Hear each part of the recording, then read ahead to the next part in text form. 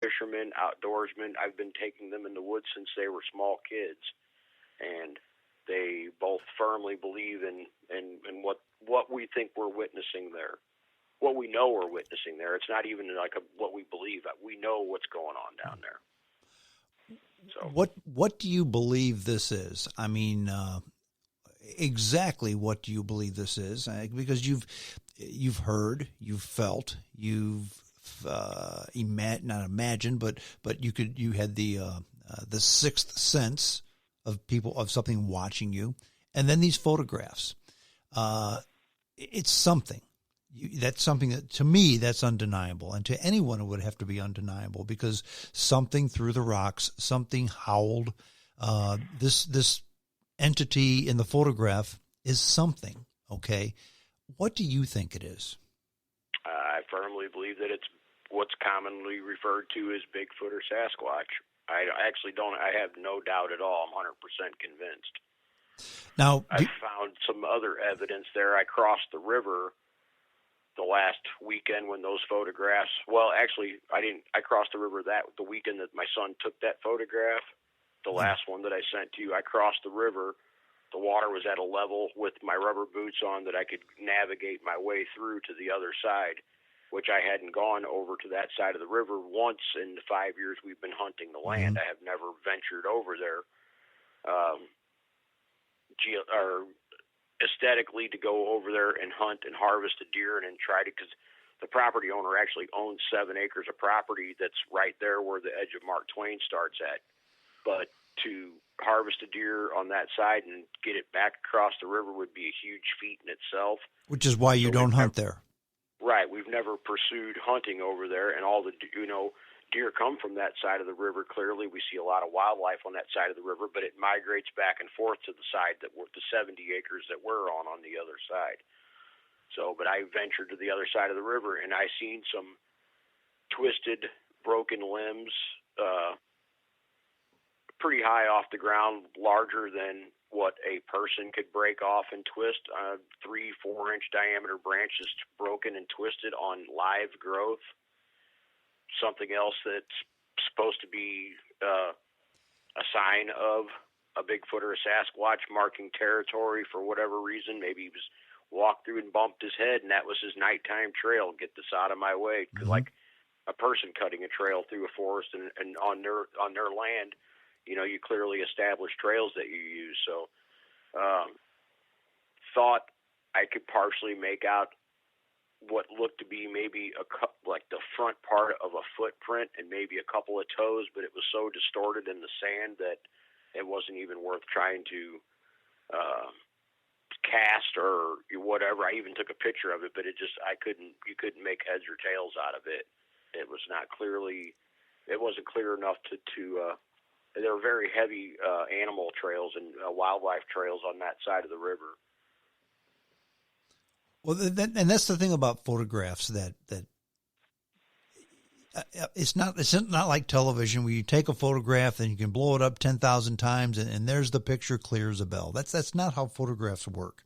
Right. You can see only so much, and you blow it up so much more, and then it becomes too grainy to even be able to figure something out. Correct.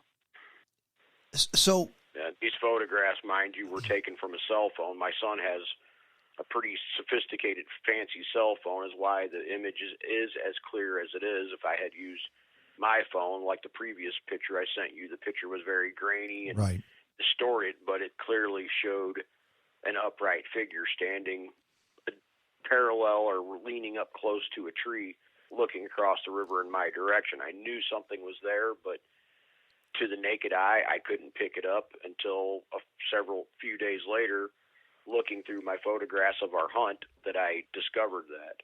Well, then in looking at this photograph, I mean, you can plainly see something that's very dark, black, standing next to a tree or something.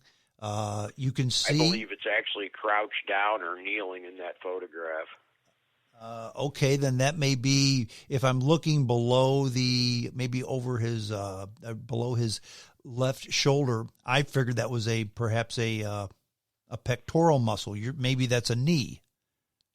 Correct. Okay. What I I made of it, because the brush right in that area is pretty tall. I'm going to guess about the undergrowth is probably 3 or 4 feet tall. So what I think I'm seeing is shoulders, a head, and maybe an arm, a left arm resting on something, but it's clearly facing across the river on the side of the river towards where my son was at when he took the pictures. He's definitely looking at you, because you can see the contrast in the face, the black fur Correct. on the face, and then the facial features actually, and the Correct. head appears to be almost pointed.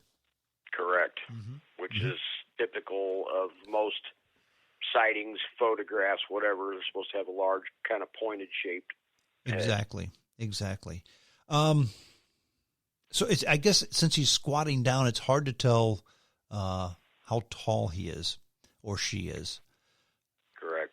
Yeah, like I said, the undergrowth over in that particular area is somewhere around 3 to 4 feet. So if whatever is there is crouched down and it's still that tall above, I'm going to estimate 7 foot or something like that. Now, a lot of the I'll say non-believers, or perhaps skeptics. I'll use the term skeptic. I think that's more fair. Many of the skeptics would say, okay, if this is a Sasquatch, if this is a Bigfoot, true, this is a very isolated area. This is true wilderness. But if this were a true Sasquatch, where are the dead bodies? Where are the skeletons? Where are the dens? Where does it live? Where's the other signs? What's your opinion of that?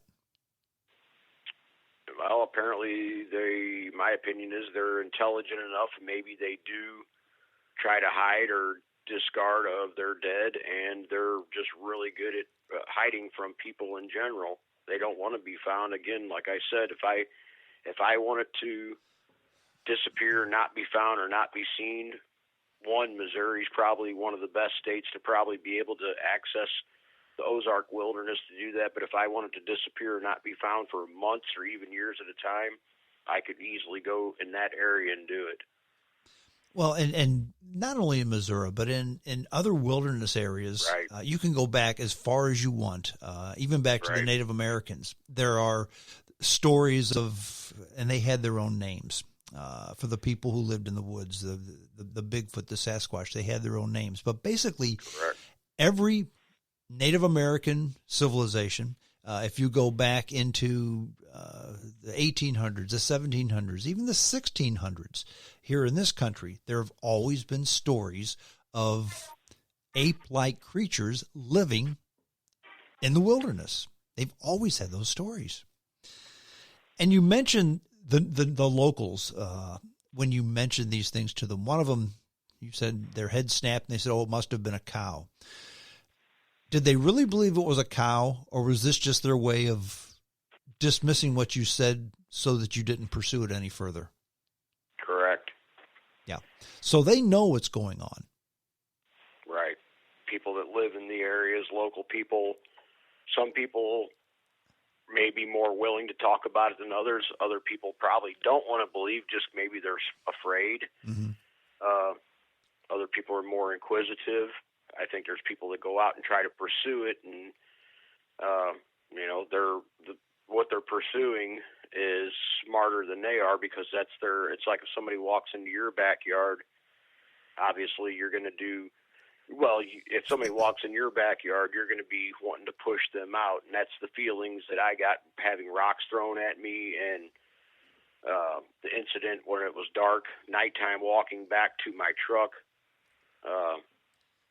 last year when I had a rock thrown at me about the size of a softball. I got the impression that I was supposed to leave. I had a distinct feeling that I was supposed to leave. And I had a sidearm. I'm sorry? And did you?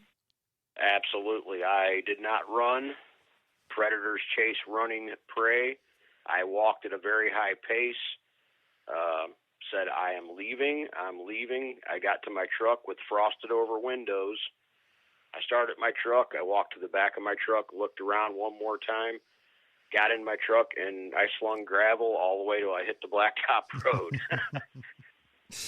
And I had my sidearm on me when the rock was I told you the story before about the two big green eyes watched me walk a good 50 yards up until I was parallel to where it was at, just about the corner of You did tell that story, but for those who haven't heard it, could you tell it again, please?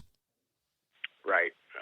That afternoon, I had taken a shot at a doe late afternoon. My sons came back from where they were hunting their spots. My youngest son and I, we put our equipment away in the trucks. I had driven my own truck. My oldest son drove his truck. Well, he drove down to the far end of the property. There's a gravel road that goes down that crosses the river at the other end of the property. My youngest son and I, flashlights in hand, walked in the direction that these deer had ran to see if we could find a blood trail or find the deer or anything like that. And about halfway across the property, coyotes were going off on the other side of the river. And I jokingly said, I bet those coyotes got that deer I shot. She crossed the river and they got her. Mm-hmm. Before we got to the end of the property, the coyotes stopped. There was no other sounds. Coyotes turned off, no owls, no other wildlife. And this was, about 6:30 p.m., so it was already dark outside. That was in November. Okay. 6:30, 7 o'clock. So my oldest son started honking his horn. He was getting impatient. He was ready to go. Got a 2-hour drive home. So my youngest son said, "Do you want me to walk back to your truck with me?" I said, "I'm a grown man. I don't need you to walk back to my truck with me." We both laughed. He went and walked about 100 yards over to where my son was parked at, got in a truck. I start making my way back across the property along the riverbank, flashlight in hand. And what I had was a pretty good flashlight, but the batteries were getting weak on it. And anyway, before the property has about 1,000 yards of riverfront access to it, so I was walking the riverbank back towards where my truck was parked at. Before I was about 100 yards from where my vehicle was at, and I knew I seen some kind of reflection or something in my lights, but I couldn't quite pick it up. Went back to the ground, looking around, still looking for a possible blood trail or blood drops from the deer that I thought I'd shot.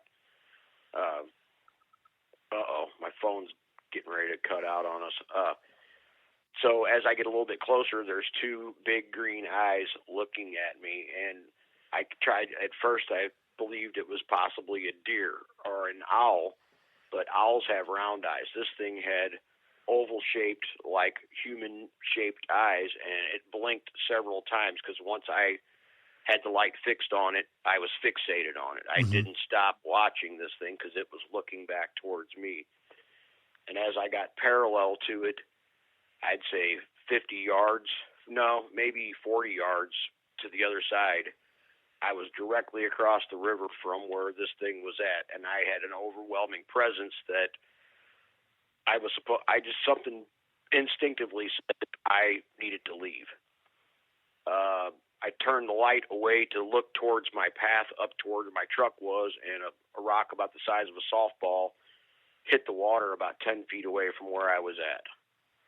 My response was, WTF, and I began to walk quickly towards my truck and repeated, I'm leaving. Unbelievable. I had pulled my sidearm. When the rock hit the water, I pulled my firearm off my side. Didn't know if I was going to have to defend myself against whatever it was, but and I don't scare too easy. You could drop me off just about anywhere with my sleeping bag and a pocket knife in the woods, and I would even go down there and do it, but I would expect to get visited by something in the neck. My phone's bleeping at me. Okay. So if we get disconnected, you got That's my fine. cell Yes, I will disconnect you here. I'll call you back on your cell right now. Okay. Okay. Let's do that. Okay. Stay posted. Right. Okay. Let's go ahead and do that then. We're going to call Phil back on his cell phone. This won't take but a moment.